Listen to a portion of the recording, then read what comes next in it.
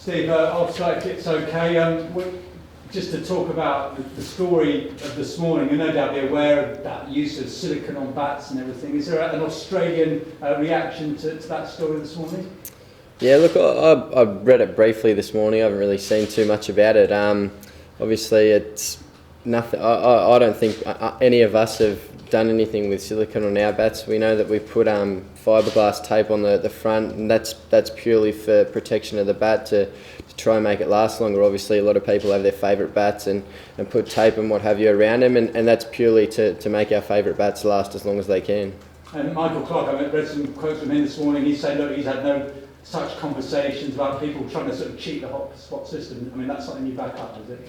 Yeah, well, yeah, not at all. That's I guess it's just in the spirit of the game not to do that sort of thing. So, yeah, look, we haven't even discussed anything about that, trying to, cheat the system at all. So, yeah, nothing to do with that at all. Would it be fair to say that there is, though, from both sides, just a bit of confusion about DRS and where you stand on it? I mean, it's been used successfully in the past, but this series, it's obviously a big talking point and players do seem confused about it. Yeah, look, it's obviously, going forward for this series, we've got it the rest of the series, and it's there to try and, make the best outcome possible for those decisions. So, yeah, look, hopefully we don't have I guess there were a few last tests that were a little, we thought were wrong, but look, hopefully it continues to improve going forward. And do you know of any plans to meet with the ICC before this test match so that they can almost give you some reassurances about the system? I haven't heard anything, no. In the main, you're still happy and confident about DRS and hotspot and things like that? Look, it's there obviously to try and get the right decisions. Like I said before, I guess their technology that they've got is the best that they can use at the moment, and just to try and get the right decisions as much as possible. And I think it's good for cricket going forward if we continue to get the right decision as much as possible. When you use the tape on the front, Steve, is it fair to say it would overlap around the side as well? Yeah, it does go onto the edge of the bat as well. Yeah, that's fiberglass. That's fiberglass, yes. Steve, are the players frustrated that perhaps arguments over hot spots, Nico, DRS have kind of overshadowed what has been a test match full of some quite exciting cricket? There has been some good cricket. It's been very exciting. Look, I think there's been a few decisions that I guess have looked completely different to what the outcome was. But look, like I said, it's just about getting the right decisions going forward, and that's the technology we've got at the moment that we're faced with, and I'm sure they're going to look for ways to improve it going forward as well. Steve, you said that it's never been discussed on the Australian side to use anything to try to cheat the system. Are you happy that that's the case in the England side as well? Oh, well, I obviously have no idea what's going on in their dressing room. What they... Had any suspicion? Sorry? You've never had any suspicion? No, I've never actually even thought about it until it came up this morning. Steve, you mentioned fiberglass tape. Have you ever seen silicone tape, and have you ever seen it in a cricket dressing room? No, I've never seen silicone tape at all. I don't even know what it looks like, to be honest. You heard of it before this morning? No, hadn't, no. Kevin Peterson has got quite upset about the suggestion that he may have used it on his bat and has tweeted quite angrily about that. Is that the sort of thing you think might just knock him off his stride a little bit going into the test match, something you can play on perhaps when you get him out there? I don't think so. He's a class player. He's a very good player. So, look, we just got to continue having the same plans. He's only probably got away from us in one innings this Test series. So we've got to continue to stick to our plans, and like all of the other batters, try and stick to our plans and get them right, and keep taking wickets.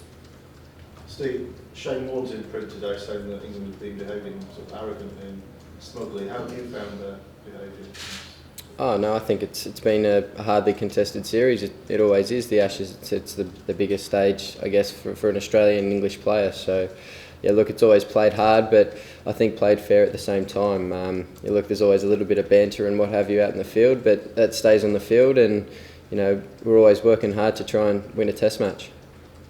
Steve, how do you describe the belief? I mean, having played well at Old Trafford and obviously missing out with the weather in the end, how do you describe the self-belief in the camp that you can, level the series?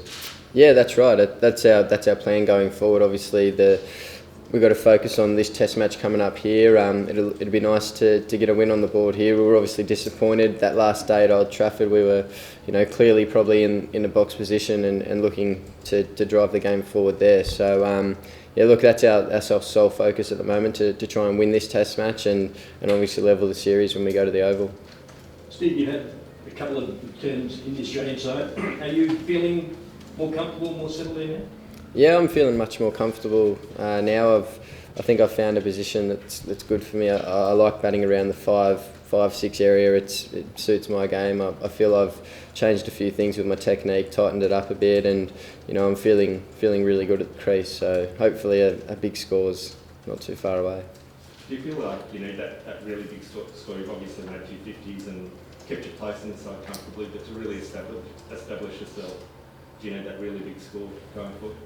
It'd be nice, yeah. Look, it's probably could have come last week after I played a pretty average shot to get out on 89. It would have been nice to get my first 100 and just get that off my chest and hopefully from there, once I get one, I'll be fine. So hopefully, yeah. Look, going forward, it's not too far away and can get some big scores on the board. I think the captain's been a big supporter of yours. How important was that, having that big stand with him and just feeling comfortable out in the middle with him? Yeah, it was nice. It was good to bat with him. He kept me calm throughout the whole innings. It was nice to form a partnership in the middle there. We were, in a decent position when I got in at one for 129, I think it was, and to put on 3 for 129, sorry, and to put on a couple of hundred stand with him was great, and it got the game going forward, I guess, in the end. Steve, sorry, I was going to say, Steve, you were involved in one of the hotspot rows, weren't you, at Old Trafford, when Jimmy appealed the call behind. Can you talk us through what goes through your mind? I mean, presumably you didn't think you nicked it. It goes to replay. Are you sort of, let's take the odds to it and see what happens if it goes to the replay, or are you confident it's going to be okay? Oh, well, it was obviously their referral then, Yeah. got given it out, but had I been given out, I would have referred it as well. So Yeah. I felt as though I didn't hit that ball, and I guess I got given it out at the end. I don't know whether it was the right decision or not at the time. I actually haven't looked back at it. I've just carried on batting and didn't even think about it after that. So, look, that's just, I guess, you can't really think too much about it when you're out there. It's just carrying on with what's going on and trying to carry on your innings as well as you can. What have you made of Durham this morning? First look at the ground that's obviously not used to staging Test cricket. What have you made of it out there? Oh, it looks nice. The wicket looks like it's going to be quite dry and maybe a little bit slow. That's kind of what we're expecting coming up here. So the nets out the back were quite slow, so we got a bit of practice out there on that. And yeah, look, hopefully, come Friday we're ready for the challenge. And Steve, how does it compare with sort of the other Test grounds? Because obviously Durham is a comparatively new county, so it's 20 years as a first-class county. It's made quite a lot of progress in quite a short time. What have you made of the facilities so far? Yeah, they've been good. The nets were nice out the back. The ground looks in some good condition. The dressing rooms are good. So, yeah, look, it's nice to come to, I guess, a different ground and not such a big stadium to play a Test match. It's exciting, and look, it's obviously going to be a good atmosphere when we get out here on Friday. Steve, when a decision goes to review and you're given out or not out or whatever, is it easier to accept because the technology's been used as opposed to just an unfeeling? I guess there's evidence there showing that you're either more out or more not out. It's just the way it is. Like I said, I think it's a good system to get rid of.